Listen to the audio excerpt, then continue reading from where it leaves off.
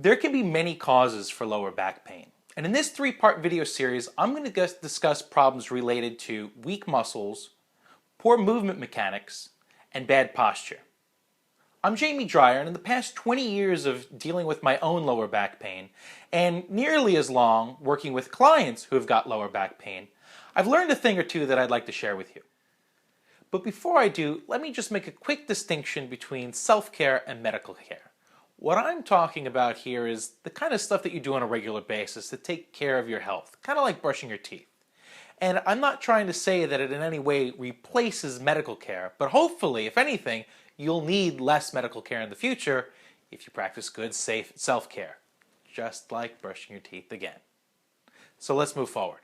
In this first video, I'm going to discuss how tight hip flexors, specifically the psoas, can cause your lower back pain. Now the psoas runs from the top of your leg bone, your femur, and it goes through the pelvis, attaching to the front of your lumbar vertebrae. So basically the bones in your lower back. And its action is to help bend the leg up. It's a hip flexor, flexes the hip. Now when it gets tight, it's actually going to kind of pull on your lower back and cause that dull ache that I've heard a lot of people complain about, and sometimes a sharp pain in the front of your hip.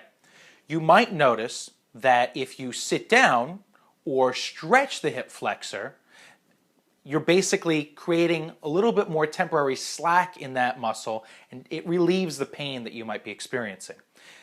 Unfortunately, though, this is only a temporary fix, because eventually it'll tighten back up, or you will stand back up. So let me now touch on why addressing simply the length and stretching to get the tightness out of the muscle is really a temporary fix, and what you need to focus on is strengthening. The reason why your muscles keep getting tight even after you stretch and stretch and stretch and it doesn't stick. Now this is a global explanation, so you can apply this to your body all around, all right? It's a defense mechanism. There's something around a particular joint, some muscles, that aren't weak enough to help stabilize that joint through a full range of motion. So your muscles, your body knows to take some of the muscles and tighten them up to limit that range of motion so you're less likely to hurt yourself. So therefore, you go ahead and stretch it, you get a little bit of relief and a little bit of movement out of it, but eventually you still haven't addressed the problem. It's going to come right back.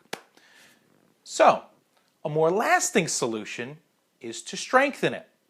So once you do that, your body will sense that it has the stability and the strength through a full range of motion, and it'll allow it to remain for a longer period of time. Now you still have to kind of keep up this strength and stability. Exercising once doesn't cure it for the rest of your life. You just need to have good habits in place. But it's really simple. It only takes a little bit of time, and I'm going to go ahead and show you 3 very easy exercises you can do on your own with next to no equipment at all, really. And you could do them at home, at the gym, on the floor. You just need a little bit of space. I'm actually going to go to my favorite park in the area because I like getting outside whenever I can on a nice day. And I'm going to show you there. See you in a second. The first exercise I have for you today is going to be called hip driver. You're going to lie flat on your back. Your one foot's coming out to the side. So I'll show you on this side. It's going to look kind of like so. And you're going to drive that hip up. So you can put that arm over your head to get out of the way, drive through the heel, push the hip forward, and really extend that hip. Get a nice tight contraction in the butt, and then roll back. 8 to 10 reps on one leg, and then switch to the other. That's your hip driver. Next up is your side-lying adductor glide. Now, I like to use a foam roller for this. You can use a medicine ball, basketball, anything that kind of moves around. If you don't have something to press into, like this piece of a foam roller here, you can use a pillow and just press it in half. Do your best. But what we're looking for is you're coming down into this side-lying position. The top leg comes up and across, and you're pressing down. So I'm actually like driving down into the ground. I can feel those adductors engage. And now I'm going to go from flexion into extension. And I want to play with the angles a little bit here. And I'm getting a nice contraction in those adductors in the inside of my groin. And every now and then, especially if I do it on my other side, which is weaker, they'll start to cramp up. And then I'll kind of have to come out for a second, let it relax, get out of the cramp, and then go right back into it. And eventually, as it starts to get stronger, it doesn't cramp anymore. That's it. That's your side-lying adductor glide. We're going to do 8 to 10 reps, kind of up and down on one leg, and then another rinse and repeat on the other side. The third exercise that I have for you today is called the Pmf Hip Flexor Stretch. Now, it starts off looking like a standard hip flexor stretch that we might do. Now, don't mind me, you might not have to be able to go quite so far. I'm pretty flexible. I've been doing this one for a while. But a standard hip flexor stretch, you just kind of come in here and you statically wait for the muscle to relax and lengthen. But with the PNF stretch, this is where the exercise only begins. We get to your end range, and now we're going to start engaging and strengthening that muscle. Take a deep breath in, hold it, and now start to draw that leg forward. So you're engaging the hip flexors, trying to slide the leg along the ground for 5 seconds. Relax, exhale, sink a little bit deeper, and rinse and repeat. You can do this 4 to 5 times per side. So here's your homework.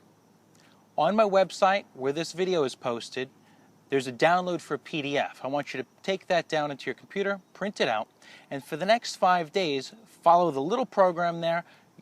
It's really simple. It's about 5 minutes per day. You're going to do each one of these 3 exercises, and at the end of the 5 days, I want you to see if there's been any improvement in how your back and hips feel. This is my first video in a series of 3 showing you how you can fix your own lower back pain.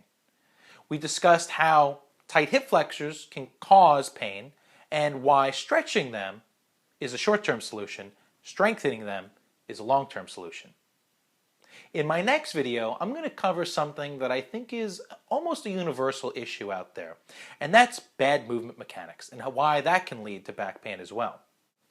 If you haven't done so yet, please head over to jamiedreyer.com and hit the subscribe button so that you can get the rest of those videos, other stuff that I do in the future, and you can continue to find out excellent tips on how to stay in the game even if you're feeling over the hill.